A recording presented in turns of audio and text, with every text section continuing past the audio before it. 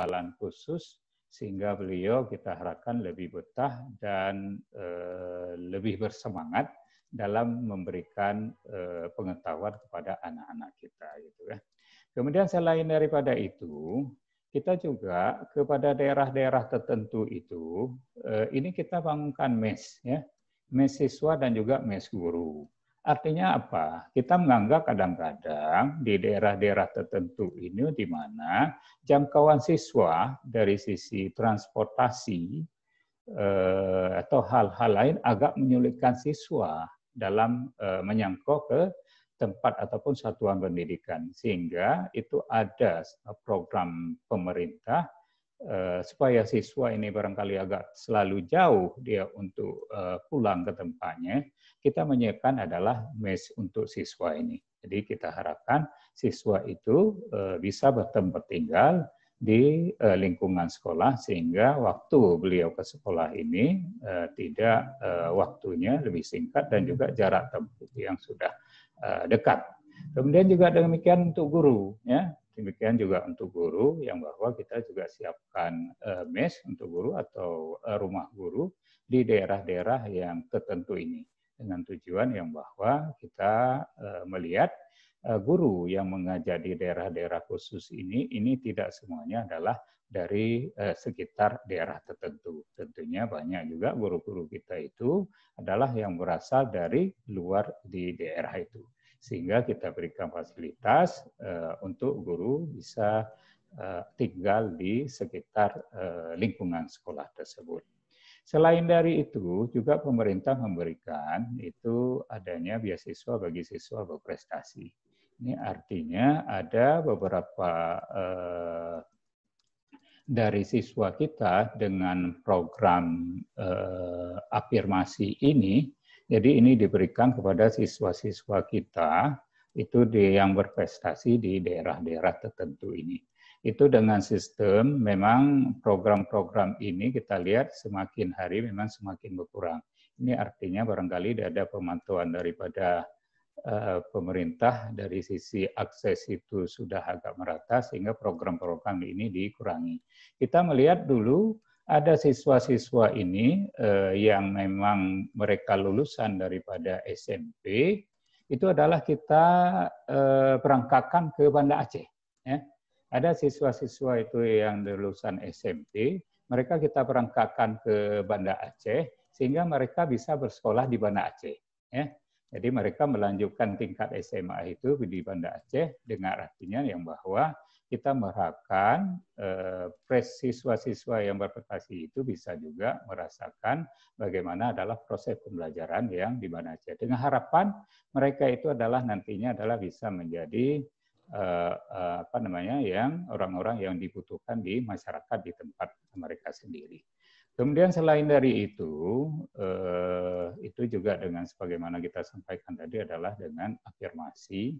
Ini memang ada satu program kita, sekarang itu ada di SMA 16 Banda Aceh, yang kita kumpulkan adalah siswa dan siswi itu yang berasal dari daerah-daerah agak terpencil, dengan kita memberikan beasiswa penuh.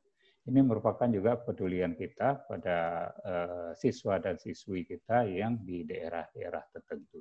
Lanjut. Next.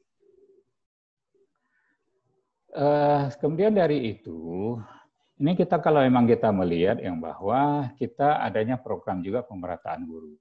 Ini memang barangkali ada sedikit nanti tentunya kita akan sharing bagaimana yang kondisi di lapangan yang sebenarnya. Tapi dari sisi program kita, ini kita adakan pemerataan guru. Artinya apa? Yang bahwa kita mengharapkan memang di daerah-daerah tertentu itu, yang dari sisi pemenuhan dan pemerataan guru ini kita harapkan juga sama dengan daerah-daerah lain gitu ya.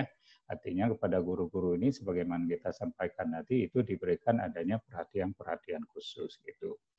Kemudian juga dari sisi memaksimalkan bantuan fasilitas ini kita juga sama rata ya, sama rata, tidak ada kita melihat oh daerah yang terpencil itu kita nanti dulu, tidak kita melihat yang bahkan kalau memang kita melihat sekarang yang bahwa kita lebih fokus pada daerah-daerah tertentu yang memang dari sisi sarana prasarana ini belum maksimal lagi gitu ya. Kemudian pengawasan ini tetap dilakukan walaupun memang di daerah-daerah tertentu. Kita memang contohnya seperti yang kemarin, kita memang pernah mengunjungi salah satu, misalnya kalau di Tamiang itu kita pernah kunjungi ke Sikerak ya. Sekerak kita pernah kunjungi, itu memang dari sisi lalu lintas di sana itu selain memang kita harus darat, kita harus juga melewati daripada sungai itu ya. Jadi di sana kita juga dari sisi pengawasan ini kita ada pengawas pembina, itu tentunya kita juga melaksanakan pengawasan. Artinya sekolah yang sudah beroperasional itu juga kita memberi ada juga yang pengawas yang kita tugaskan. Kemudian juga di Pulau Aceh. Memang kemarin itu kita rekan-rekan semuanya juga pernah membaca itu ya, membaca di Quran barangkali ada sedikit berita miring untuk di Pulau Aceh, di mana di sana itu dari Ombudsman, waktu hadir Ombudsman itu barangkali tidak semua guru itu hadir. Tapi kalau dari sisi jumlah guru itu semuanya sudah ada. Barangkali ini ada kekurangan kita adalah ini dari faktor pengawasan ini. Sehingga kita tindak lanjuti kemarin itu adalah kita datang sendiri ke Pulau Aceh, itu di SMA Negeri 2 Pulau Aceh itu bersama dengan tim pengawas, dan pengawas berkomitmen yang bahwa ke sana juga itu jangka sebulan sekali mereka juga hadir. Nah, ini juga nanti mohon juga masukan daripada rekan-rekan semuanya bagaimana kondisi nanti setelah hal itu terjadi, sehingga kita bisa mengambil juga kebijakan-kebijakan ke depan kembali gitu ya. Jadi artinya perhatian kita ini itu adalah ke daerah-daerah khusus ini kita lebih memfokuskan. Artinya kita apalagi kita di Aceh ya, kita menyampaikan dulu barangkali kita melihat kondisi waktu memang dulu kita banyak email ini masyarakat ini bahwa semua hasil itu dibawa ke Jakarta, kan itu ada dulu. Jadi kita ini uang sudah diserahkan ke Aceh ya, jangan sampai kita hanya melihat aja Banda Aceh, Aceh besar kan itu. Ya, jadi adalah semua kabupaten kota itu juga di bawah daripada provinsi Aceh. Jadi kita berkeinginan dan juga menyampaikan kondisi-kondisi pada kita yang bahwa perhatian kita untuk seluruh kabupaten kota itu kita adalah dalam kondisi kita menyampaikan dengan kondisi adalah harapan dengan sama gitu ya. Next. Ya, barangkali demikian beberapa hal sebagai awal informasi terlebih dahulu dari kami. Kita sangat mengharapkan nantinya adalah kita banyak berdiskusi, dan saya senang sekali menyampaikan forum ini. Karena banyak hal nanti yang bisa kita sharing, masukan-masukan, dan mudah-mudahan bukan hanya sekedar omongan. Jadi masukan-masukan itu sama-sama bisa kita untuk tindak lanjuti dan sama-sama kita kawal secara bersama. Gitu ya. Baik, sementara demikian dulu dari kami. Terima kasih. Saya sampaikan kembali kepada moderator. Saya akhiri dulu. Assalamualaikum warahmatullahi wabarakatuh. Waalaikumsalam warahmatullahi wabarakatuh. Oke, terima kasih banyak Pak Zulkifli, sangat luar biasa ya materi-materinya. Mungkin yang bisa saya simpulkan di sini dari Pak Zulkifli adalah kebijakan yang diberikan oleh pemerintah Aceh itu tidak ada diskriminasi, semuanya itu sama rata. Tujuannya adalah untuk membentuk sumber daya manusia yang bisa berkompetisi di dunia nasional maupun internasional seperti itu. Nah, di daerah terpencil sendiri itu banyak faktor putus sekolahnya itu, banyak orang yang putus sekolah. Faktor putus sekolahnya itu adalah alasan ekonomi, kemudian juga ya sepertinya itu alasan ekonomi. Kemudian kewenangan Dinas Pendidikan Aceh itu sangat terbatas, jadi memang di kabupaten-kabupaten sendiri itu mereka memiliki kebijakan sendiri seperti itu. Nah, semua daerah itu sudah ada SD, SMP, SMA, di daerah-daerah terpencil itu semuanya sudah ada, kecuali SLB. Nah, Pemerintah sendiri memberikan beberapa fasilitas untuk desa-desa terpencil seperti tunjangan-tunjangan khusus untuk guru-guru daerah terpencil agar mereka itu lebih bersemangat untuk mengajar. Kemudian juga membentuk mes siswa dan mes guru agar siswa yang berasal dari daerah terpencil tidak perlu berjalan jauh-jauh. Jadi mereka hanya perlu tinggal dekat sekolah. Kemudian juga untuk beasiswa untuk siswa-siswa berprestasi yang berasal dari daerah-daerah terpencil. Kemudian juga ada pemerataan guru dan juga semuanya itu diberikan oleh Dinas Pendidikan sendiri. Seperti itu. Jadi fasilitasnya itu bisa saya simpulkan berdasarkan materi yang disampaikan oleh Pak Zulkifli adalah tidak ada diskriminasi, semuanya itu adalah sama rata. Nah, seperti itulah kesimpulannya mungkin ya, begitu ya Pak Zulkifli ya. Ya, oke, kita mungkin langsung lanjut ke narasumber kedua kita, yaitu Kak Rahmiana Rahman. Ya, Kak Rahmiana Rahman merupakan Ketua Yayasan Rumah Relawan Remaja yang menyelenggarakan webinar ini sendiri. Ya, kepada Kak Rahmiana Rahman, kepadanya waktu dan tempat kami persilakan dengan segala hormat. Baik, Assalamualaikum warahmatullahi wabarakatuh. Waalaikumsalam warahmatullahi wabarakatuh. Semoga suara saya jelas ya, karena ada beberapa peserta webinar tadi tidak mendengar dengan bagus, mungkin ada masalah teknis atau bagaimana. Semoga ini jelas ya. Ya, sekali lagi saya mau mengucapkan terima kasih juga kepada Pak Zulkifli, mewakili Dinas Pendidikan Provinsi Aceh, dan juga hari ini akan ada Bang Billy juga menyusul bergabung dengan kita atas kesediaan mereka berdua menyempatkan untuk saling berdiskusi tentang hal penting yang kadang terlupakan oleh orang banyak, Pak ya, Pak Zulkifli ya, terkait dengan pendidikan di desa terpencil ini. Saya akan sharing beberapa hal terkait program kami, khususnya di desa-desa terpencil yang kami namakan Pustaka Kampung Impian. Program ini, Pak, alhamdulillah tahun 2019 terpilih dari Kementerian Pendidikan sebagai Taman Baca Masyarakat Kreatif dan Rekreatif 2019. Jadi ada program ini juga sudah diundang secara internasional untuk presentasi di Korea Selatan bersama dengan negara dari Nepal dan Myanmar pada waktu tahun lalu. Ya, jadi sebelum saya share presentasi saya ini, saya ingin membuka ingatan kita kembali ya, bahwasanya kondisi negara kita ini sangat luas, terdiri dari ribuan pulau, mulai dari Sabang sampai Merauke, mulai dari Rote sampai Miangas, sehingga kita dihadapkan dengan berbagai permasalahan pelayanan pendidikan bagi masyarakat. Tadi juga sudah dipaparkan oleh Pak Zulkifli beberapa faktor penghambat tercapainya tujuan pendidikan dengan maksimal. Padahal kita semua tahu, saya yakin semuanya juga tahu bahwasanya pendidikan merupakan faktor utama dalam menentukan kemajuan suatu bangsa. Dengan pendidikan yang tinggi atau dengan pendidikan yang baik, maka semakin baik pula lah sumber daya manusia yang ada di negeri ini. Sayangnya banyak kendala yang kemudian dihadapi di sektor pendidikan tersebut. Di satu sisi akan ada keterbatasan pemerintah dalam mencapai tujuan-tujuan pendidikan. Tapi di sisi lain, masyarakat juga harus turut serta. Dan ini mungkin langkah kecil yang kami lakukan di Rumah Relawan Remaja, Pak. Sekalian melaporkan beberapa program kami. Saya izin sharing presentasi.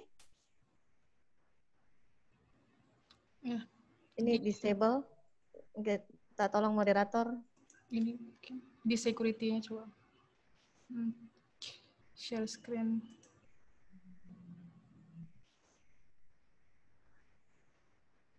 Oke. Sudah bisa, Kak? Sepertinya sudah. Oke.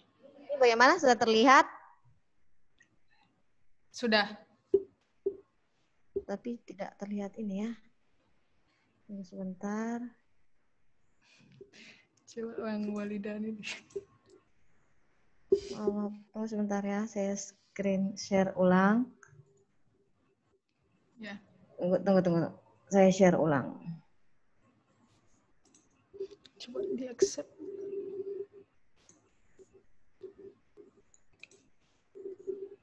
Ini mana nih? Inilah ya. keterbatasan teknologi ada ininya juga, keterbatasan. Oke Kak, sudah bisa. Oke, tunggu sebentar. Mana filenya?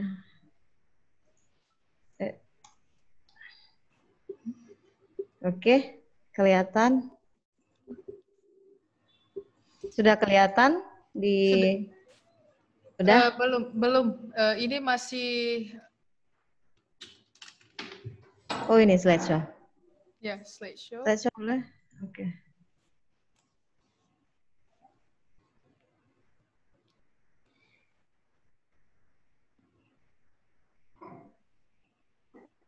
Oke. Ya, ini. Ya, ini halaman depan ya. Praktik Belum. Pustaka Kampung Impian. Oh, belum masuk? Ya, belum. Ini saking semangatnya mau sharing ke teman-teman.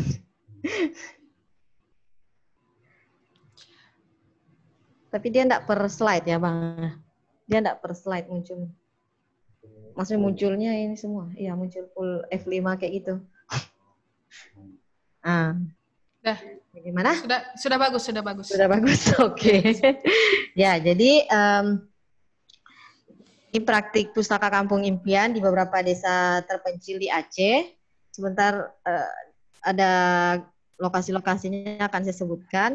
Jadi sedikit informasi bahwasanya Pustaka Kampung Impian ini adalah program pendidikan alternatif dengan menyediakan sarana perpustakaan kecil dengan berbagai buku bacaan dan relawan-relawan yang kami sebut guru impian sebagai fasilitator di desa-desa terpencil tersebut.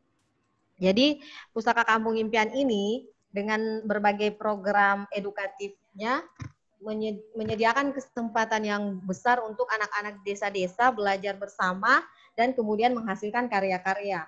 Nah, karya-karya inilah yang kemudian dipamerkan dalam pameran Pustaka Kampung Impian namanya. Biasanya di tahun-tahun sebelumnya kita mengadakannya secara terbuka selama 2 hari dengan mengundang anak-anak desa tersebut ke Banda Aceh untuk memamerkan karyanya. Namun karena pandemi, jadi tahun ini kita tetap ingin melaksanakan pameran karya sehingga dikonseplah secara virtual. Makanya tadi pagi ada live pameran virtual, karya anak-anak kita pamerkan melalui Instagram, dan akan kita share juga di YouTube nantinya, dan kemudian webinar ini juga ya, merupakan rangkaian pameran karya untuk memperlihatkan hasil-hasil karya Pustaka Kampung, anak-anak di Pustaka Kampung Impian ini. Nah, untuk Pustaka Kampung Impian saat ini ada di ini sekretariat kami di Pekanbadak. Jadi kalau teman-teman yang atau Pak Zulkifli nantinya berkenan, kami sangat menunggu diskusi panjang di rumah kami. Ini rumah kami, Pak, daerah Pekanbadak, Aceh Besar. Kalau udah lihat rumah kayu, disitulah rumah kami. Ya, saya di Pekanbadak juga, Mbak. Oh, pas sekali kalau begitu, Pak. Disitulah sekretariat kami, kantor pusat lah di situ. Lalu pustaka kami seperti Pak modelnya, pustaka kecil, rumah-rumah kayu seperti itu kan. Ini Desa Balingkarang, Aceh Tamiang. Ini kita bangun bersama masyarakat juga, gotong royong masyarakat. Ini di Desa Bahpa, Aceh Tengah.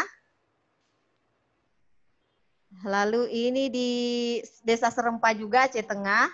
Kita ada 2 desa yang menjadi daerah binaan ya dengan program Pustaka Kampung Impian ini. Dan ini di Lapeng, Pulau Aceh. Cuma ini foto lama, foto terbaru sudah dicat cantik dengan teman-teman dari Mapala ISBI, karena kita sangat membuka kolaborasi dari pihak manapun yang mau mendukung program ini. Dan juga ini yang paling terbaru di Desa Paling Hilir Aceh Selatan, Aceh Selatan, yaitu daerah Desa Sarabaru. Ini sebenarnya ada video. Mungkin saya tidak tahu akan terdengar atau tidak. Nggak terdengar videonya. Tengah ya. Nah, cuma terplay. Ini 1 menit saja. Proses perjalanan ke Desa Sarabaru nih.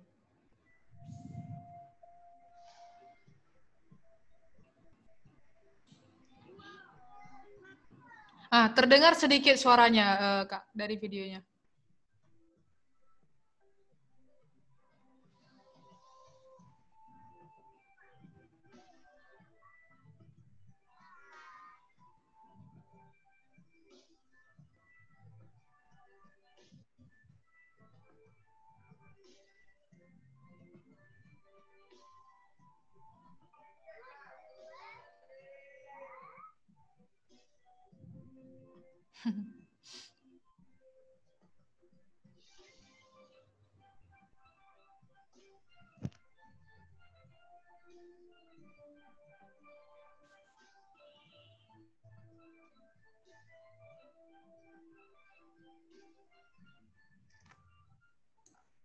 Oke, jadi itu tadi sedikit gambaran kegiatan kita di Desa Sarabaru dan juga gambaran umum kegiatan-kegiatan kita di beberapa pustaka lainnya yang saya sudah sebutkan tadi.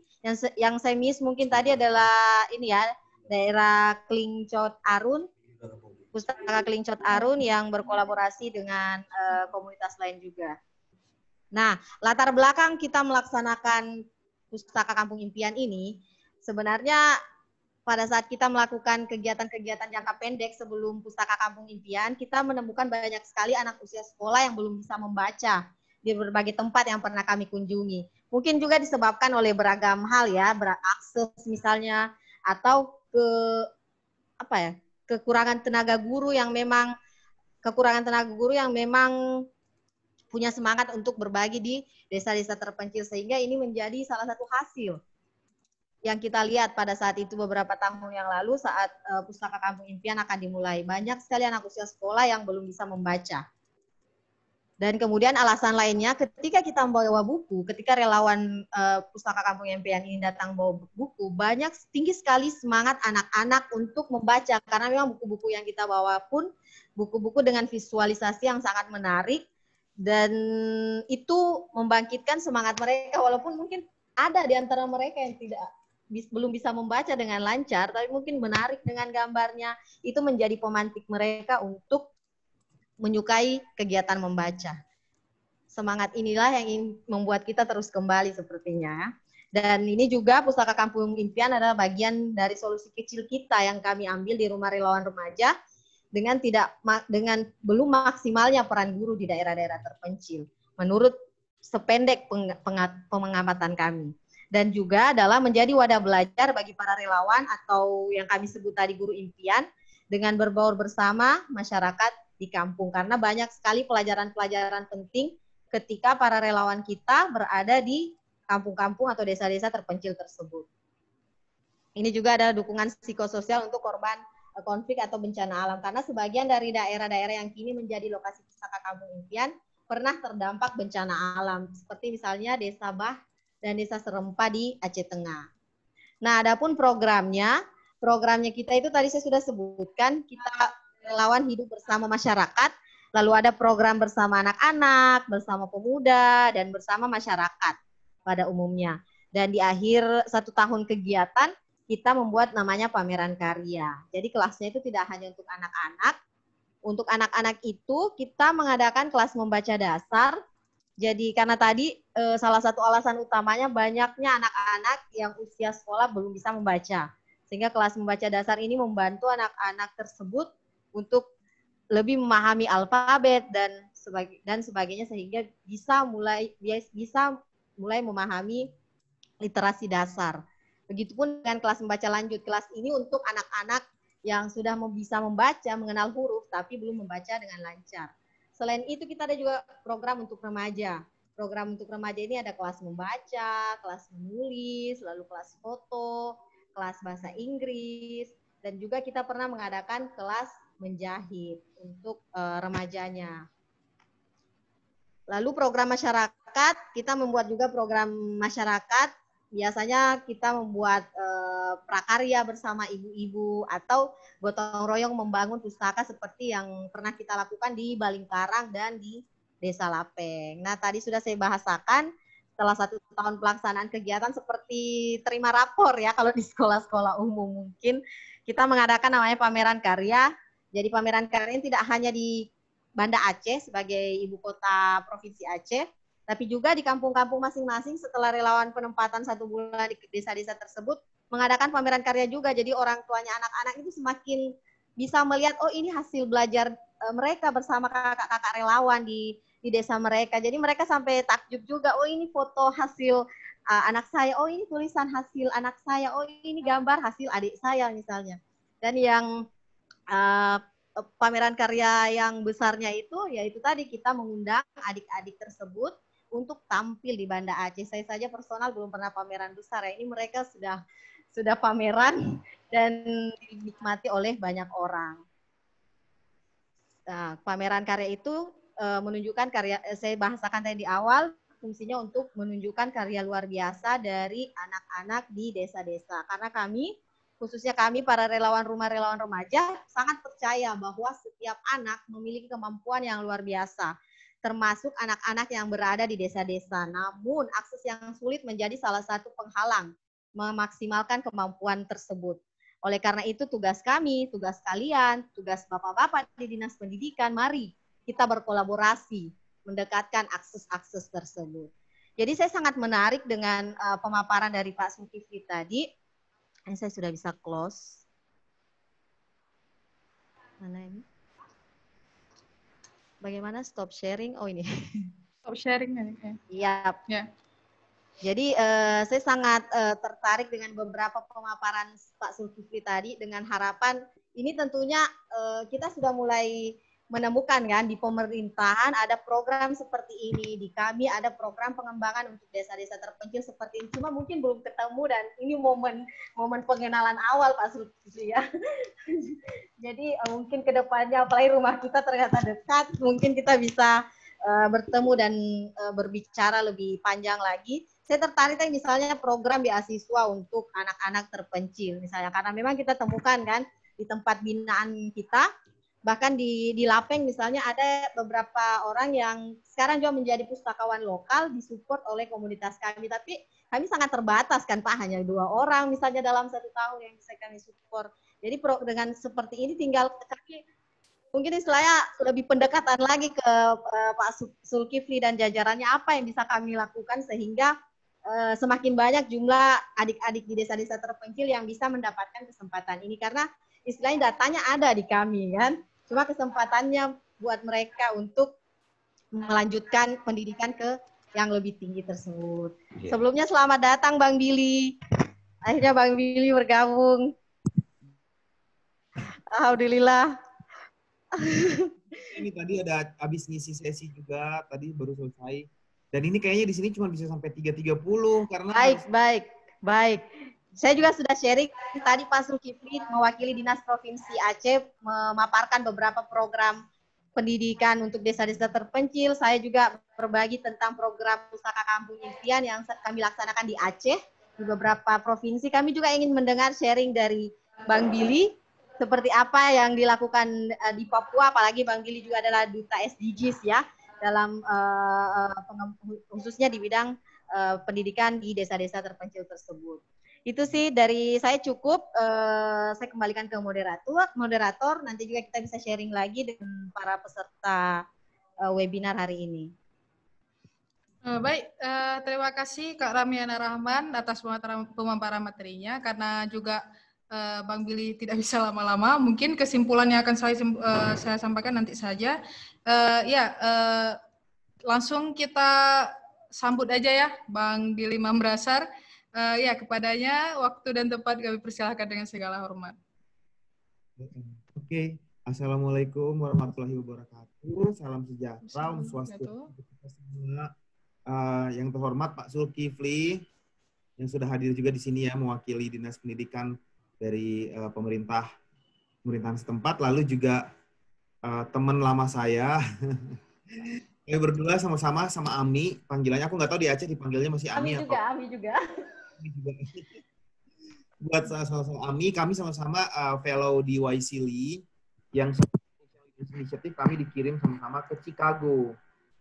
Di Chicago ya, untuk magang dalam membantu pemerintahan untuk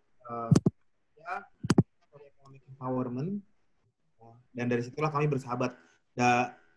Udah lama sebenarnya sebelum fellowship itu Ami dengan pergerakan kalau nggak salah Rumah Apung ya Mia di Makassar ya Rumah Apung dan seterusnya. Kalau saya memang seorang social entrepreneur yang bergerak dalam bidang pendidikan fokus di daerah Indonesia Timur, khususnya di daerah Maluku Utara, Papua Barat, spesifiknya Papua dan Papua Barat ya. So, aku melihat bahwa refleksi pendidikan Indonesia itu bisa dilihat dari beberapa skor nih. Kita mungkin sudah ada yang bahas tadi skor PISA yang baru keluar, di mana skor PISA kita sangat rendah dibandingkan dengan negara-negara terdekat seperti Malaysia dan seperti Singapura, apalagi Filipina aja kita masih jauh banget. Dan kita bisa melihat bahwa skor terendah di PISA itu merefleksikan kemampuan critical thinking yang masih cukup rendah. Apa itu critical thinking? Critical thinking itu jadi kayak seperti ini, orang bisa membaca, mereka tahu A, B, C, D, E, F, G ya, huruf, tetapi mereka setelah membaca, yang disebut dengan critical reading itu membaca dan mengerti dan bisa menganalisa. Itu skor kita masih rendah sekali, itu PR besar sekali. Itu yang mengakibatkan banyak masalah di kemudian hari. Misalnya, teman-teman yang sudah punya pengalaman sekolah ke luar negeri, kita bisa merasakan susahnya kita untuk menulis, kayak tugas-tugas untuk writing. Itu tuh kita pasti nilai anak-anak Indonesia itu rata-rata rendah banget. Karena kita nggak terbiasa mengkritiki sesuatu gitu. Kita cuma baca-baca aja. Sementara kalau tugas menulis itu kita mengkritik sesuatu, mengkritik sebuah pandangan, mengkritik sesuatu apa. Dan itu kita ngalamin sekali kesulitan, critical thinking. Terus kita bicara tentang bahwa misalnya dengan hoax yang beredar di internet, kesulitan untuk mencerna ini berita benar apa nggak benar gitu kan. Itu juga merefleksikan kemampuan masyarakat kita untuk critical thinking apa enggak gitu. Dan ini menjadi goal saya kemudian mendirikan pergerakan Kitong Bisa adalah mendorong timbulnya perubahan perilaku yang inovatif, kreatif, kritikal, tetapi juga diikuti sekarang dengan diskusi aku dengan Mas Menteri. Aku udah rapat 2 kali dengan Mas Menteri ya. Di mana dari rapat kami itu, kami sepakat untuk membuat sebuah movement yang namanya BAPER, Bawa Perubahan, yaitu meningkatkan aksesibilitas literasi dari daerah-daerah terluar, daerah-daerah 3T, khususnya daerah-daerah perkampungan dan pedesaan. Dan literasi yang kami maksudkan itu adalah literasi baca tulis, yang pertama. Yang kedua, literasi bahasa, di mana kita mendorong bahasa asing. Bukan mereka nggak nasionalis, bukan, tetapi anak-anak sekarang bisa mengakses gadget, bisa mengakses internet, tetapi kalau nggak memiliki kemampuan bahasa Inggris, maka nggak akan bisa mengakses sumber-sumber ilmu yang internasional yang bisa kita tidak tahu tentang banyak hal gitu. Jadi kita mendorong literasi bahasa Inggris, dan diikuti terakhir adalah literasi entrepreneurship. Kenapa literasi entrepreneurship itu penting? Karena nggak semua anak-anak di daerah 3T itu memiliki privilege untuk sekolah setinggi-tingginya sampai ke SMA, sampai ke kuliah. Teman-teman perlu ketahui ya bahwa mayoritas millennials Indonesia itu, millennials termasuk generasi Y dan Z, itu hanya kurang dari 20% yang ada di pendidikan tinggi di kampus. Kurang dari 20%. Sebagian besarnya hampir 40% itu cuma sampai SMP. Nggak lanjut SMA, nggak lanjut kuliah. Sebagian besar tuh drop out di SMP. Itu gambaran generasi milenial Indonesia. Jadi generasi milenial Indonesia tuh bukan jago bahasa Inggris, bisa bikin startup, main di coffee shop, itu hanya dikit. Hanya minoritas. Majoritasnya itu kerja buruh kasar, pembantu rumah tangga, cuma sampai SMP. Nah, ini merupakan inequalitas yang harus kita dorong, di mana kalau cuma sampai SMP aja, bagaimana mereka bisa dapat pekerjaan nantinya. Kalau pekerjaan saja mengharuskan minimal ijazah SMA, bahkan makin ke sini makin tinggi lagi, minimal S1. Oleh sebab itu perlunya literasi entrepreneurship, itu kita ajarkan kepada anak-anak umur 6 tahun, 5-6 tahun dari kecil tentang apa maknanya kamu make your own money.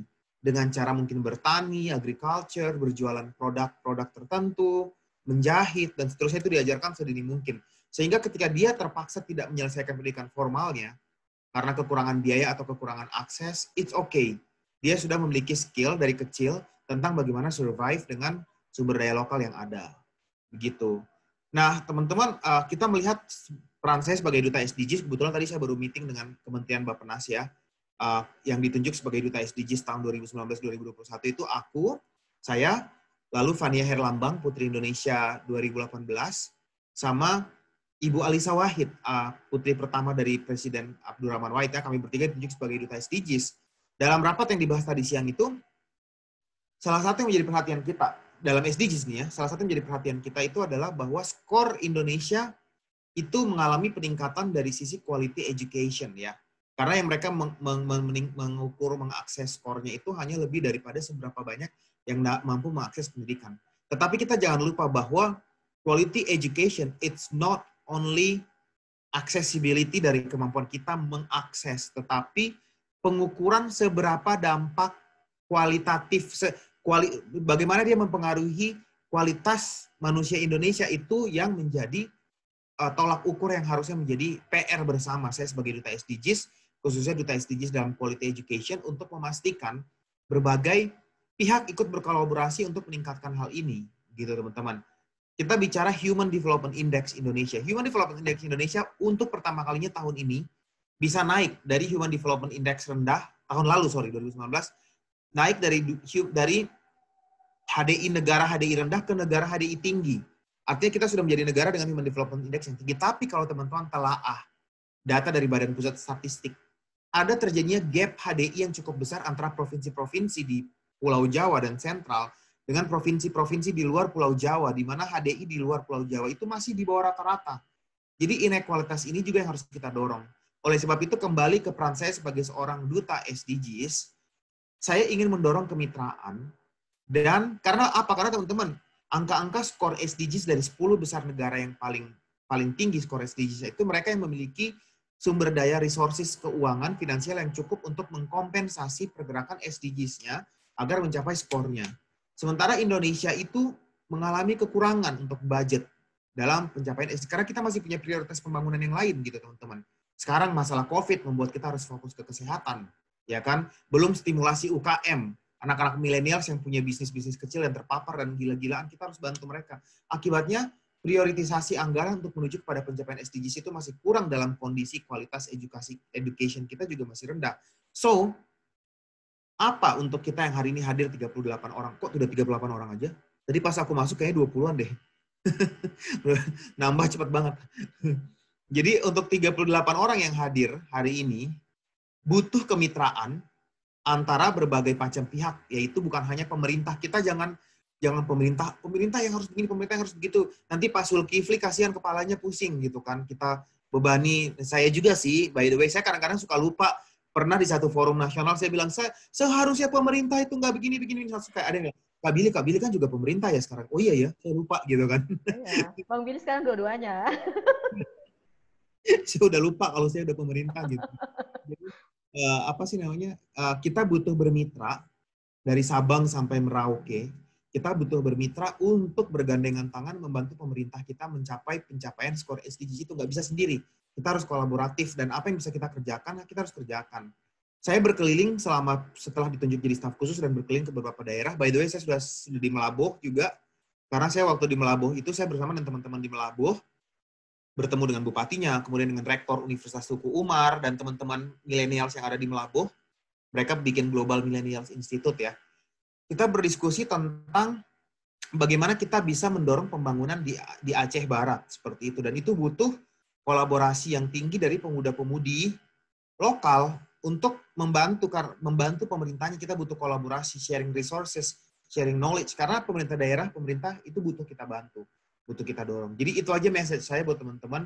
Mari kita berkolaborasi gitu. Dan mari kita bermitra dengan pemerintah. Jangan menjadikan, ini bahasa saya dalam semua slide SDGs adalah, saya harus speak up. Kayak gitu kan. Saya kritis terhadap pemerintah. Terus kayak kita nulis tuh jago banget. Nulis status Facebook panjang-panjang banget. Sampai Twitter masih kurang puas. Instagram lagi kita taruh lagi kan kayak gitu. Tentang ingin nunjukin seberapa kritisnya kita. Seberapa kita jago untuk nyala-nyalahin pemerintah nggak bisa ini, nggak bisa itu. Tapi paling utama itu speak up itu terdiri dari dua hal. Speaking and up in the action. Artinya ngomong, tapi kita juga bantu dengan action. Kita perlu ngomong. Aku nggak berarti discourage teman-teman untuk kritis. Nggak harus. Kritis terhadap pemerintah itu kewajiban kita sebagai anak muda Indonesia. Tetapi lebih lengkap, akan lebih lengkap lagi kalau kita juga up with the action. Kita juga action. Kayak inisiatif yang dilakukan oleh AMI, inisiatif yang dilakukan oleh teman-teman lain dari Sabang sampai Relawan remaja. Kemarin kalau nggak salah ada juga aku diundang berbicara di salah satu event, kalau nggak salah ada anak Aceh, cewek umur 20 tahun atau 21 tahun, dia juga bikin something gitu lingkungan. Kayak gitu. Ini butuh kita untuk action. Karena mereka yang sudah action dan bikin dampak, ketika dia berteriak, bersuara untuk kritis terhadap pemerintah, dia mungkin akan lebih didengarkan jadinya. karena dia sudah bikin dampak begitu. Seperti itu aja sih, saya kembalikan kepada teman-teman rumah relawan lagi untuk boleh diteruskan ke tanya jawab. Dan sayangnya cuma punya beberapa menit. Iya. Sudah memilih ya? Oke, kita langsung ke tanya jawab aja mungkin ya, karena waktu sangat kepepet. Boleh kita masuk ke chat-nya? Oke. Coba kita scroll ke atas.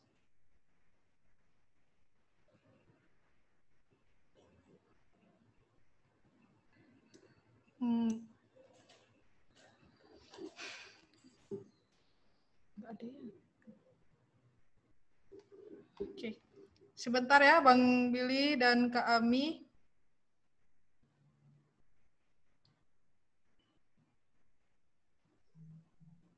Oke, untuk Bang Billy Mambrasar mungkin ya. Nah, kita ada pertanyaan nih. Mengapa pendidikan itu merupakan fokus dari Yayasan Kitong Bisa? Ya, silakan dijawab. Terima kasih, pertanyaannya bagus banget, karena bagi saya pembangunan yang paling sejati itu adalah pembangunan manusia.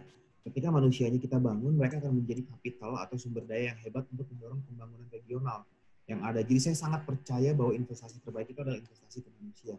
Itu yang menyebabkan saya membuat sebuah inisiatif, movement yang landasannya adalah pendidikan. Oke, mungkin kami juga bisa dijawab itu ya, karena karena yang kita sama-sama Rumah Relawan Remaja dan Yayasan Kitong Bisa kan sama-sama berdiri pada sektor yang sama. Ya, jadi beda lokasi aja. Ya beda lokasi aja. Ya, mungkin ya pertanyaan yang sama. Baik, jadi senada sebenarnya pembangunan pendidikan itu adalah bagian penting dari memajukan suatu tempat. Karena Rumah Relawan Remaja bergerak di desa-desa, makanya kita pun percaya bahwa untuk membangun desa tersebut perlu orang-orang berpendidikan desa tersebut. Sehingga program-program Pustaka Kampung Impian ini mendorong orang-orang desa, baik anak-anak, pemuda, bahkan orang dewasa pun memahamkan diri bahwa pendidikan itu penting, bukan untuk personalnya, tapi bukan hanya untuk personalnya, tapi untuk mengembangkan desa-desa mereka. Oke, bagus sekali, luar biasa ya, dua jawabannya itu sangat memberikan wawasan. Terus ada juga nih pertanyaan yang mungkin juga bisa dijawab oleh keduanya. Jadi ceritakan sedikit bagaimana mungkin keadaan Papua sebelum datangnya Yayasan Kitong Bisa, kemudian juga ceritakan bagaimana keadaan Aceh mungkin ya, desa yang Rumah Relawan kunjungi sebelum datangnya Yayasan Rumah Relawan Remaja. Mungkin ya Bang Billy dulu mungkin kita persilakan. Jadi sebenarnya kalau dibilang keadaan itu setidaknya belum ada akses sama sekali untuk tempat kampung tersebut untuk belajar hal-hal yang baru, kayak misalnya sebuah tempat aja untuk mereka membuka internet, melihat tokoh-tokoh role model, inspiratif, tempat untuk belajar bahasa, belajar kepemimpinan itu belum ada. Lalu dengan keberadaan kami, pusat belajar di situ mereka bisa bergabung, berinteraksi, dan ya kayak tempat kami di Fakfak, di Kokas, Fakfak di Papua Barat, ada sebuah rumah belajar di mana mereka bisa berinteraksi, belajar, dan berkreasi di situ jadinya untuk mendapat lebih maju. Untuk dampaknya beberapa dari anak didik kita sudah dapat lanjut dari sebelum-sebelumnya mereka dapat lanjut hingga ke pendidikan tinggi ya, khususnya untuk Kitong Bisa di Pulau Yapen itu sampai udah ada yang masuk ITB, sudah ada yang kuliah di luar negeri, seperti itu. Jadi yang tadinya mungkin nggak mungkin tiba-tiba jadi mungkin di bayangan mereka. Baik, oke, langsung dilanjutkan aja oleh Kak Ami. Oke, untuk di Aceh, karena kita Pustaka Kampung Impian ada di beberapa desa terpencil juga, jadi saya mau sharing sedikit di Desa Lapeng, ya desa terpencil di pulau terpencil. Jadi lokasi ini cukup sulit juga untuk dijangkau, meskipun sebenarnya dari Banda Aceh untuk menuju pulau tersebut hanya 2,5 jam ya, tapi untuk tiba di desa itu juga butuh usaha yang cukup besar. Di tahun 2016 sebelum kita melaksanakan Pustaka Kampung Impian itu hanya ada 3 anak SD yang melanjutkan SMP karena memang di sekolah itu tidak ada di area desa itu tidak ada SMP dan harus butuh upaya yang cukup untuk anak-anak melanjutkan ke SMP. Tapi alhamdulillah di tahun keempat ini saya bahasakan bahwa Pustaka Kampung Impian ini hanya sebenarnya pemantik, tapi kita tidak hanya mengadvokasi anak-anak ya melalui kegiatan-kegiatan yang menyenangkan, tapi juga kita berusaha untuk dekat dengan orang tua mereka sehingga terbangun juga kesadaran oleh orang tua tentang arti pendidikan tersebut. Jadi kita melihat signifikan jumlah anak-anak yang kemudian melanjutkan sekolah dari SD ke SMP itu meningkat.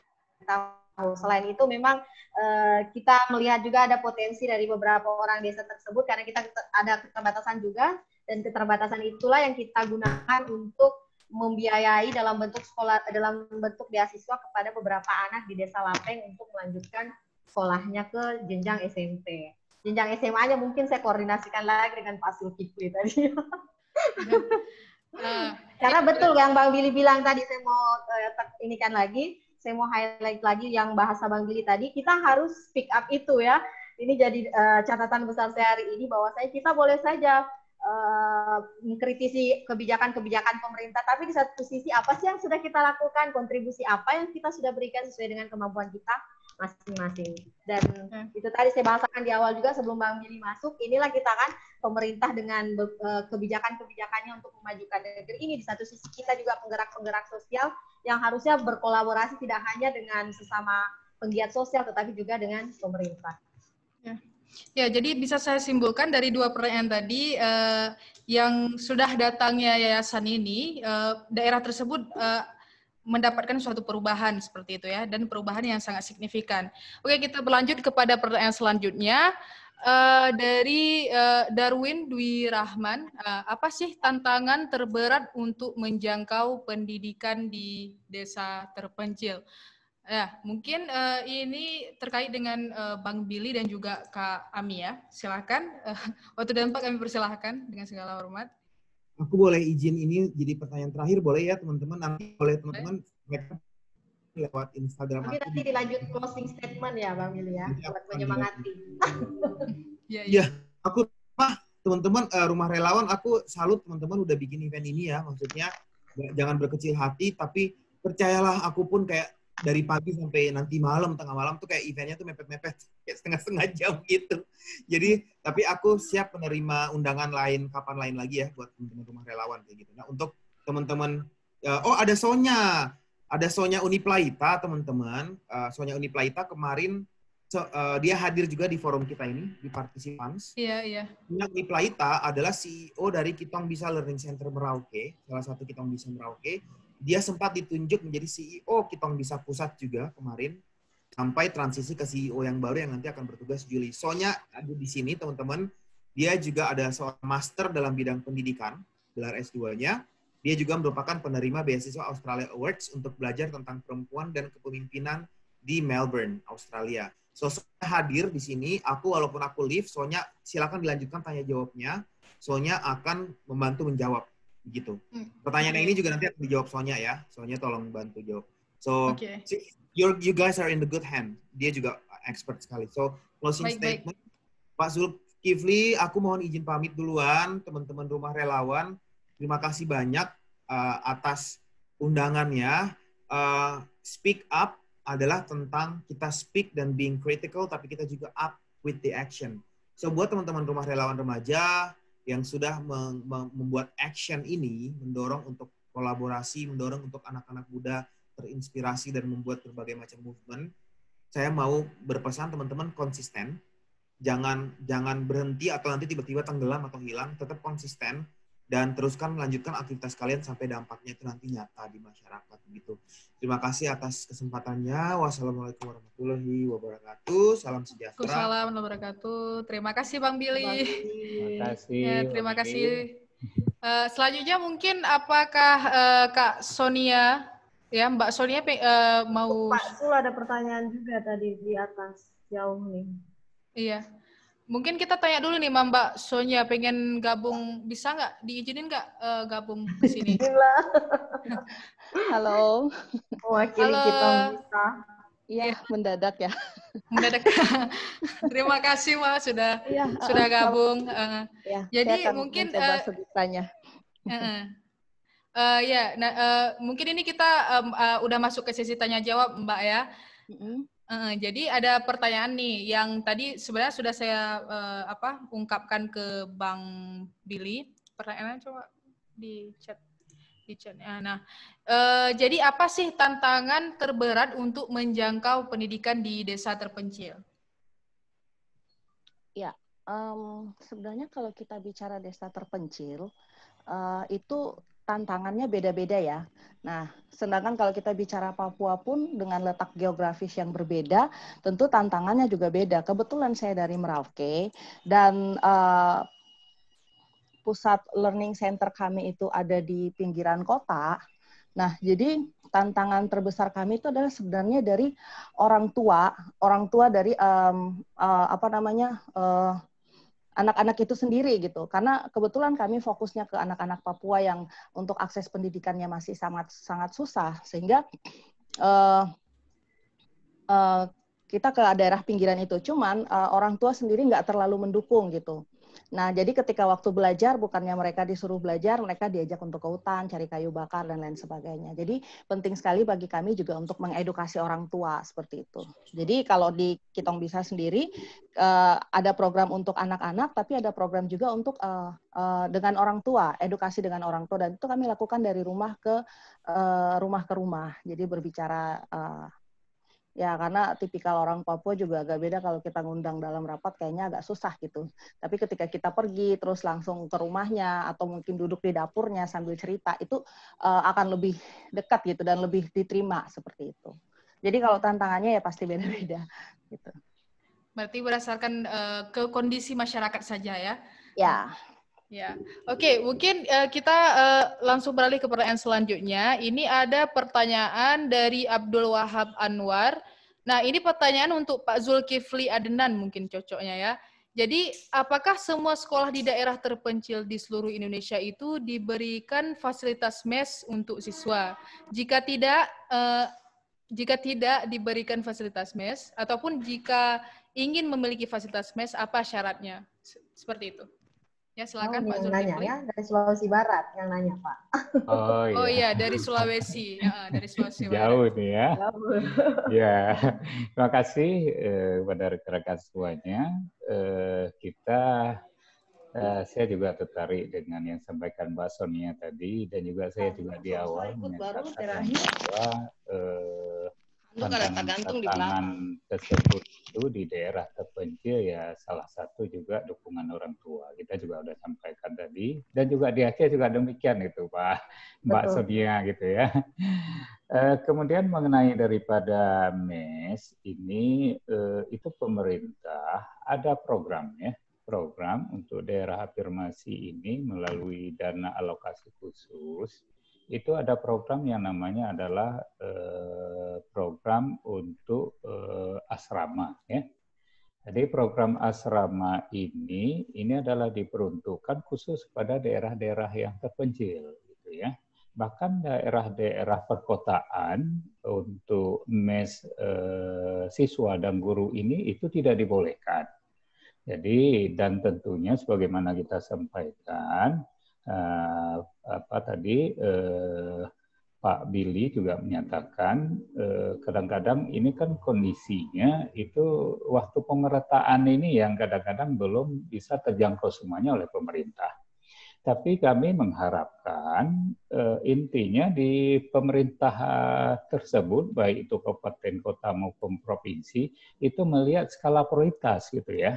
Melihat skala prioritas sehingga mana yang memang prioritas semua nih. Tapi juga pemerintah juga belum sanggup itu ya memberikan pelayanan untuk melengkapi semuanya.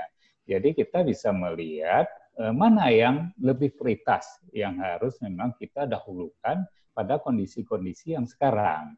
Nah, jadi itu bisa diusulkan mulai daripada memasukkan ke program, sehingga nanti di saat verifikasi oleh pemerintah setempat itu adalah menjadi skala prioritas yang mudah-mudahan dengan skala prioritas itu akan bisa terpenuhi.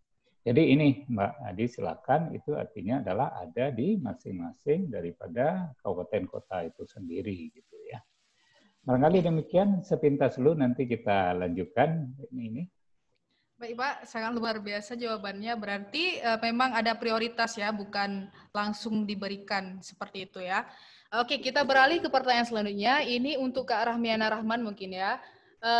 Jadi Kak, bagaimana cara akses kita jika komunitas kita itu ingin berkolaborasi?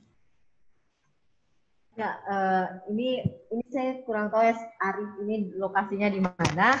Bisa jadi di Papua, berarti maksudnya akan berkolaborasi dengan Kitong Bisa. Kalau dia di Aceh, berarti maksudnya dengan Rumah Relawan Remaja, atau mungkin di provinsi lain. Karena itu tadi bineka ya ini kita.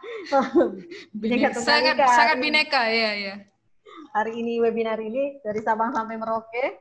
Ya, untuk akses kolaborasi dengan kita untuk hari ini sangat gampang sebenarnya. Kita update terus kegiatan Rumah Relawan Remaja di Instagram, di Facebook.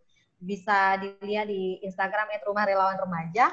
Jadi di situ kita memaparkan program-program kita. Selain Pustaka Kampung Impian, kita punya Kemah Damai atau Peace Camp, dan juga kita punya community sharing sekali sebulan, dan juga kita punya Peace School atau sekolah damai, dan beberapa program lainnya terkait pendidikan perdamaian juga, dan juga pendidikan di desa-desa terpencil. Jadi ada banyak kolaborasi yang bisa kita lakukan, baik dalam hal relawan atau pengadaan buku misalnya. Apalagi tadi sudah kami bahasakan, kita ada desa-desa terpencil dengan pustaka-pustaka kecil juga yang tentu selalu butuh buku yang diupdate ya. Bahkan terakhir kami dapat kerjasama dengan PPI dari Belanda. Mereka mendonasikan dana mereka untuk dibelikan buku-buku di pustaka di Lapeng. Jadi bisa spesifik seperti itu. Untuk kolaborasi selanjutnya bisa kita bahasakan via DM. Begitupun mungkin dengan Kitong Bisa ya Mbak Sonya ya, Kakak Sonya. Jadi bisa update juga di Instagram Kitong Bisa juga sangat update dengan berbagai programnya, karena saya selalu kepoin juga. Jadi di situ untuk proses kolaborasinya mungkin bisa via DM atau menghubungi kontak person terkait program-program di Kitong Bisa. Oke. Iya. Mungkin kalau kolaborasi, ya itu tadi jawaban dari Kak Ami yang merupakan basisnya itu ada berasal dari di Aceh ya. Oh. Ya. Kalau bagaimana dengan yang berada di Papua ataupun di mana di lokasi Yayasan Kitong Bisa seperti itu. Nah, gimana Mbak Sonya? Ya, kalau Kitong Bisa sendiri sebenarnya sekarang tuh ada di 7 wilayah di Papua dan Papua Barat gitu kan. Nah, kita juga sudah berkolaborasi dengan beberapa baik itu perusahaan nasional, bahkan juga dengan NGO lokal. Tentunya tidak ada syarat yang harus dipenuhi terlalu sulit dan terlalu ribet sebenarnya kalau ini mau berkolaborasi dengan kita.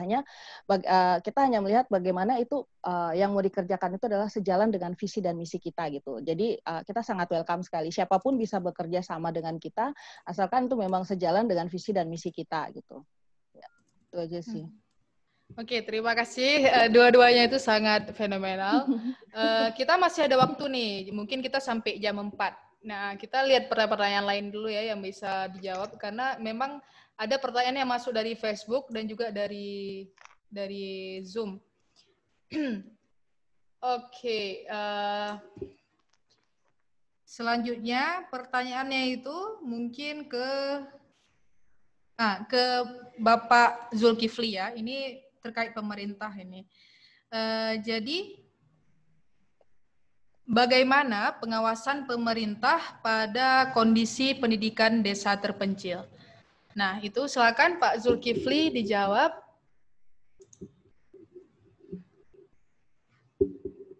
Baik, Mbak. Tentang pengawasan, ini memang kita kan cara pengaturan itu di setiap satuan pendidikan itu ada pengawasnya ya. Jadi kita dinamakan dengan pengawas pembina namanya ya. Jadi semua sekolah itu ada daripada pengawas pembinanya. Jadi fungsi daripada pengawas pembina itu yang pertama sekali adalah melakukan itu pembinaan dan juga sekaligus penguasaan daripada proses belajar mengajar yang ada di satuan pendidikan tersebut.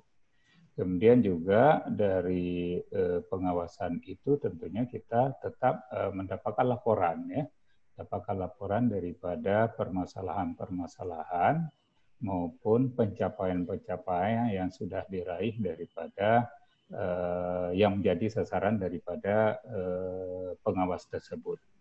Jadi memang kita ada kendala, sebagaimana kita sampaikan tadi, yang mana pengawas itu karena tidak berada seterusnya atau tidak berada seluruhnya itu di satuan pendidikan di daerah-daerah tertentu.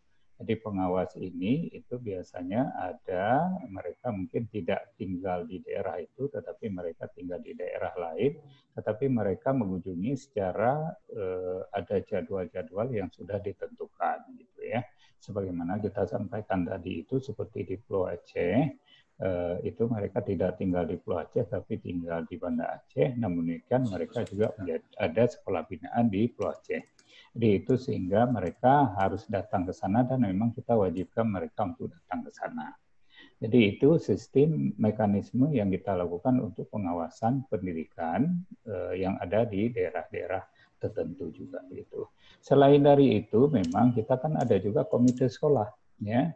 Jadi dibentuk komite sekolah, artinya komite sekolah itu bisa memberikan saran-saran ataupun masukan-masukan kepada kita terhadap kebutuhan-kebutuhan ataupun fasilitas-fasilitas lain yang di daerah-daerah tertentu itu yang dirasakan masih kurang gitu ya. Jadi di saat kita kunjungi itu biasanya kita tetap berkomunikasi dengan masyarakat, berkomunikasi dengan komite sekolah, sehingga kadang-kadang kan yang lebih realnya itu bisa kita dapatkan dari masyarakat gitu ya. Jadi kita tetap lakukan kondisi-kondisi demikian, dalam artinya kita adalah ingin juga membangun daerah-daerah yang tertentu tersebut, Mbak. Ya, terima kasih, Mbak. Oke, terima kasih Pak jawabannya, sangat menambah wawasan ya. Kita lanjut pertanyaan, ini mungkin cocok untuk kedua narasumber kita yang lainnya itu, yaitu Mbak Sonia dan Kak Ami. Ya. Jadi, bagaimana kurikulum pendidikan yang sudah dibentuk oleh yayasan, baik itu Rumah Relawan Remaja maupun Yayasan Kitong Bisa? Ya, langsung dijawab. Iya, boleh siapa dulu kali ya. Mbak Rahmiana dulu ya. Oke, baik maksudnya. Ya, jadi terkait kurikulum, tadi sebelumnya mungkin di pemaparan awal, saya juga sudah sharing presentasi beberapa kurikulum yang kita terapkan, tidak hanya untuk anak-anak, tapi juga untuk pemuda dan juga untuk masyarakat di desa-desa tersebut. Jadi sebenarnya setiap desa bisa jadi memiliki kurikulumnya masing-masing ya.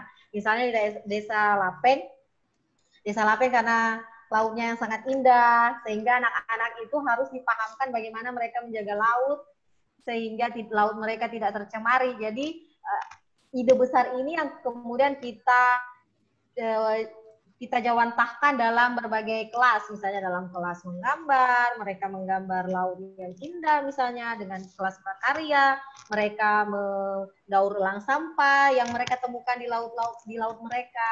Jadi ya seperti itu, begitupun dengan daerah yang di daerah sungai ataupun daerah pegunungan. Jadi kurikulumnya itu tadi, kurikulum berdasarkan lokasi mereka atau berdasarkan apa sih yang dibutuhkan, apa sih yang butuh dikembangkan di desa tersebut. Yang seperti saya bahasakan, kalau di Lapeng butuh pemahaman untuk lebih mencintai laut, sehingga mereka sebagai orang desa bisa lebih paham bagaimana menjaga laut mereka. Seperti itu. Tapi untuk penjawantahan kelasnya, ada kelas membaca, karena memang salah satu ide awalnya kenapa Pustaka Kampung Impian ini kita buat, adalah karena banyaknya anak usia sekolah yang belum lancar membaca. Kelas menulis, kelas-kelas kesenian sebagai implementasi dari literasi kebudayaan, kemudian kelas fotografi, kelas menjahit untuk pengembangan skill mereka, sehingga mereka tidak perlu keluar desa mereka, karena desa mereka sangat berpotensi, cuma perlu mengembangkan skill-skill orang-orang di desa-desa tersebut. Seperti itu Mbak Sonya, kurikulum di Aceh tempat kami ini. Iya. Aku langsung nyambung ya. Iya. Silakan Mbak. Oke, jadi kalau di Kitong Bisa sendiri sama sih, kita menyesuaikan dengan di mana learning center itu berada. Misalnya kayak di Raja Ampat ada salah satu pulau, di situ ada namanya Arborek. Di situ ada salah satu learning center dan persis seperti apa yang dikerjakan oleh teman-teman dari rumah relawan. Ya, dari rumah relawan di sana gitu. Jadi karena dia ada di pulau dan dia jadi tempat wisata, di sana kan kebanyakan wisatawan asing yang datang untuk diving gitu. Jadi mereka lebih banyak belajar tentang marine life sama bahasa Inggris. Jadi bagaimana mereka menerima tamu, karena kampungnya itu sebenarnya kecil banget gitu. Dan aku juga udah pernah ke sana sih beberapa waktu lalu, dan anak-anak ini walaupun mereka bermain di pinggiran pantai, tapi mereka tahu tempat-tempat mana yang nggak boleh kita jalan gitu, kayak di pantai gitu kan, karena ada terumbu karang yang hidup di situ seperti itu.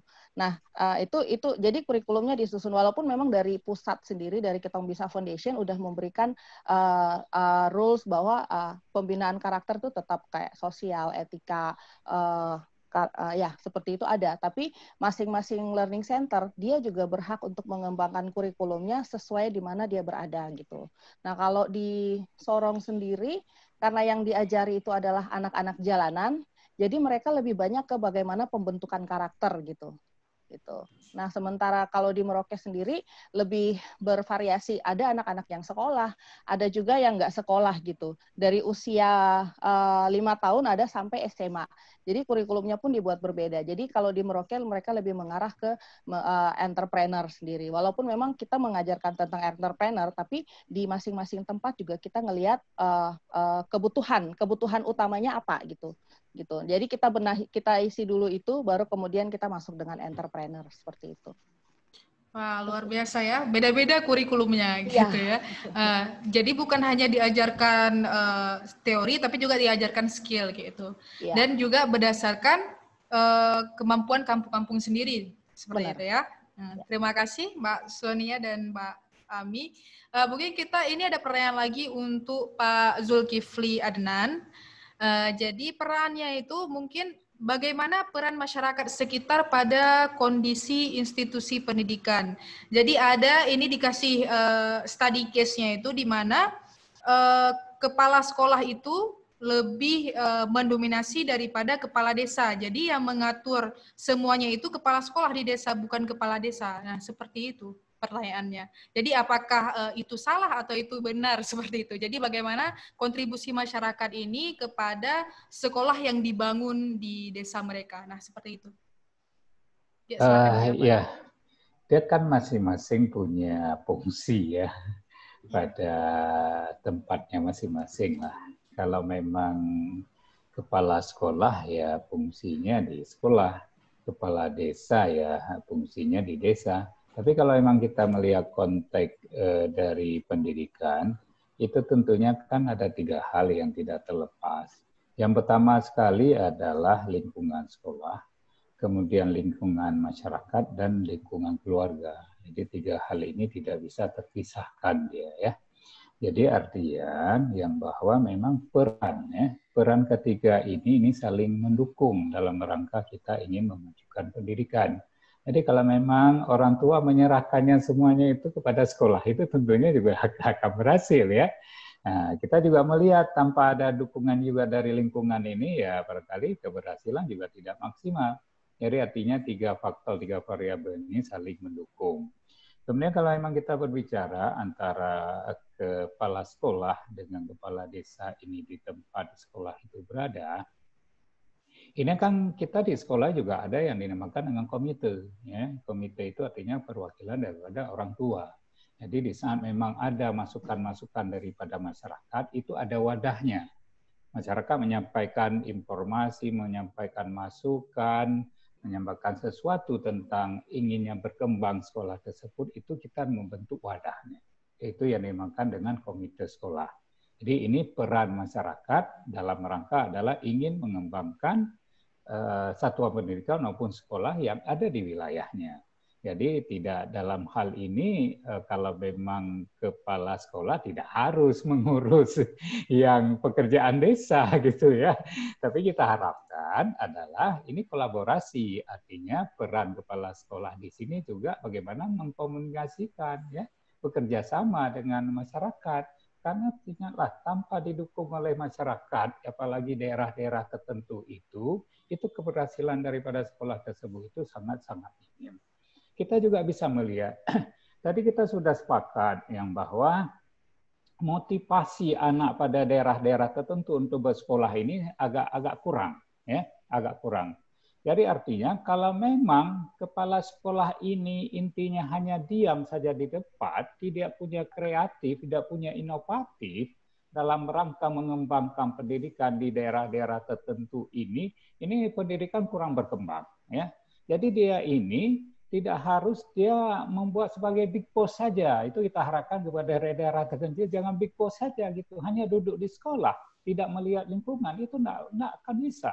Tapi dia kadang-kadang harus datang kepada orang tua, harus menjemput siswanya itu yang kadang-kadang dia sedang mencari nafkah, itu harus dilakukan.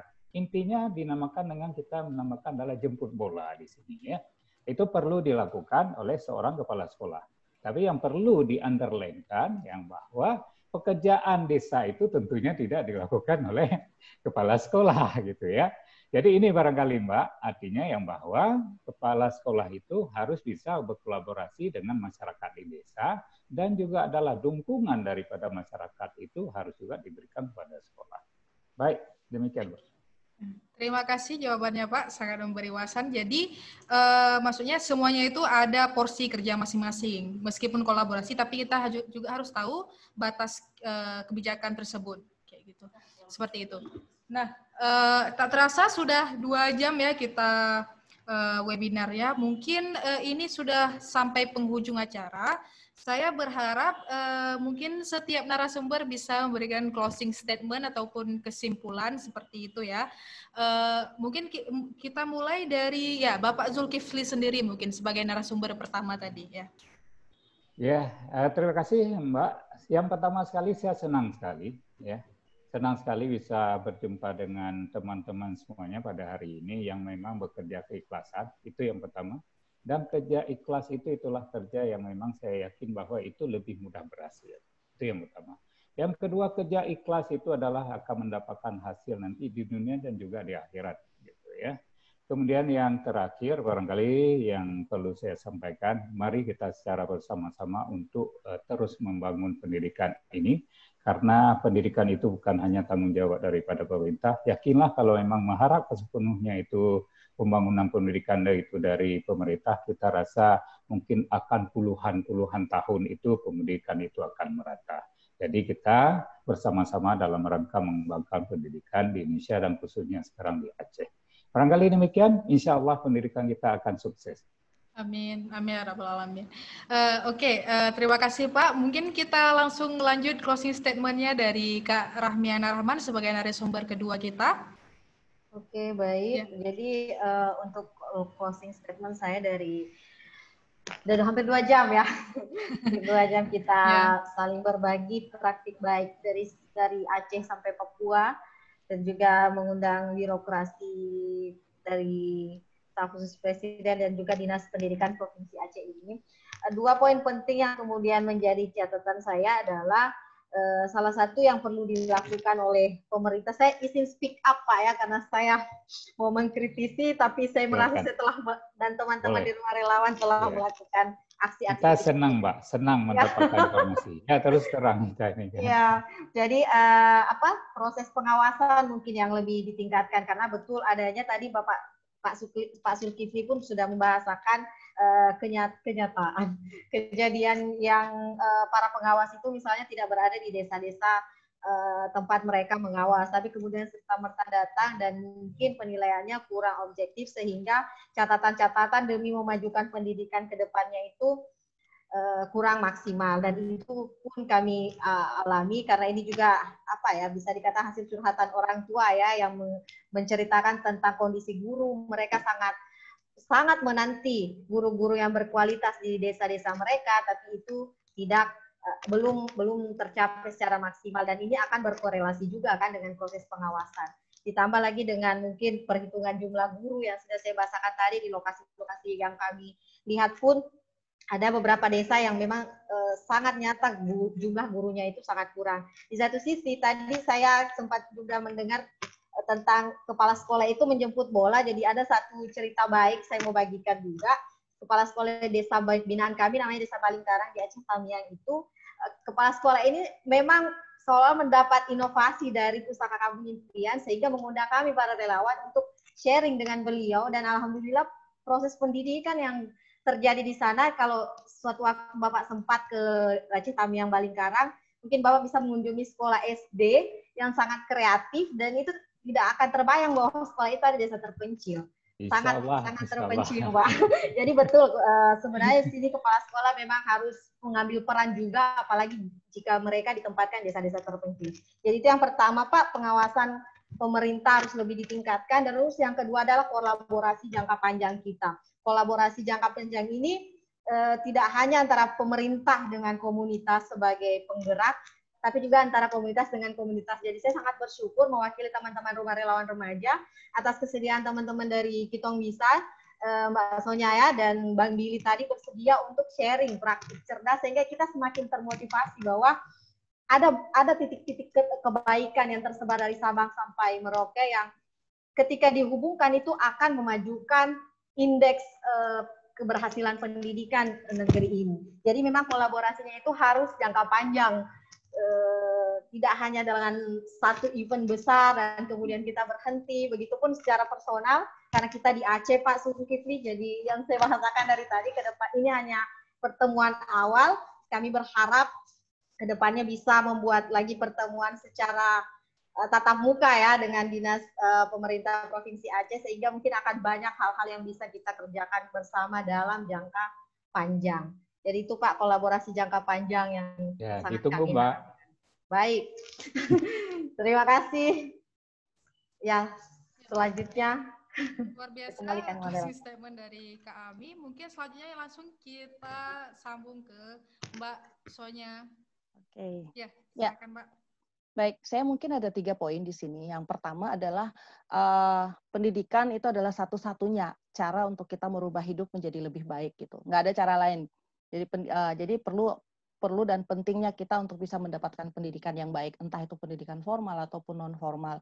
Dan kalau kita mau menjadi lebih baik dan maju, mari kita maju bersama-sama, karena lebih baik maju bersama-sama daripada maju sendiri sepi, nggak ada teman cerita istilahnya gitu. Ya, jadi poinnya di sini kolaborasi yang tadi sudah disampaikan oleh Mbak Ami itu sangat penting sekali, entah itu antara NGO dan NGO atau NGO dan pemerintah ataupun juga NGO dengan masyarakat, karena kita nggak bisa kerja sendiri. Kerja berjejaring itu akan lebih baik dan kita akan bisa cepat mencapai apa yang kita tuju daripada kita kerja sendiri-sendiri seperti itu. Dan yang terakhir, filosofinya Kitong Bisa, itu even you can make a change. Artinya setiap orang bisa membuat perubahan. Kita nggak perlu berpikir tentang perubahan dalam skala besar. Kita cukup berpikir perubahan apa yang kita bisa buat di lingkungan sekitar gitu. Karena setiap orang dia punya potensi untuk bisa membuat perubahan dimanapun dia berada. Tergantung dari dia sendiri mau mengambil peran itu atau enggak, seperti itu. Ya, mungkin itu aja dari kami. Baik, terima kasih atas closing statement-nya. Oke, mungkin dari saya juga akan menyimpulkan semua narasumber yang sudah memberikan materi. Jadi kebijakan yang sudah ada dari pemerintah tidak ada yang namanya diskriminasi, semuanya itu sama rata. Jadi memang ada prioritas desa terpencil karena kondisi yang lebih berat ke sana. Jadi baik dari pemerintah maupun dari masyarakat sudah berkontribusi ke sana. Terbuktinya itu adalah Yayasan Kitong Bisa dan juga Rumah Relawan Remaja seperti itu. Dan sekarang sudah membuat perubahan yang sangat besar.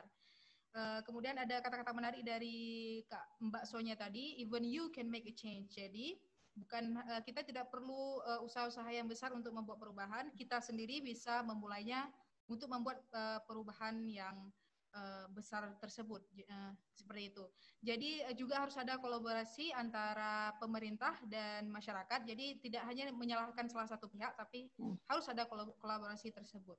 Kemudian juga harus speak up. Jadi jangan hanya speak, namun juga action, seperti itu. Nah, sudah di penghujung. Sebelumnya saya ingin berterima kasih kepada semua narasumber yang sudah dengan ikhlas menjawab undangan kami, dan juga terima kasih atas materi atau wawasan yang sudah diberikan. Sekali lagi terima kasih semuanya. Dan juga terima kasih kepada Aceh Dokumentari yang sudah memfasilitasi kami, dan juga media partner seperti IPWI dan Kumparan, dan juga radio-radio yang sudah memfasilitasi kami. Kemudian juga kami sangat berterima kasih kepada seluruh peserta yang sudah menghadiri webinar ini, yang sangat bineka ya. Sebelum itu saya ingin menginformasikan kalau besok masih ada webinar sesi kedua dengan narasumber yang berbeda. Ada narasumber dari rumah sekolah yang juga berfokus pada pendidikan terpencil, dan ada juga koordinator pustaka Kampung Impian. Jadi jangan lewatkan kesempatan ini kawan-kawan semua. Sampai ketemu besok pada webinar sesi kedua jam 14 sampai jam 16 WIB. Assalamualaikum warahmatullahi wabarakatuh.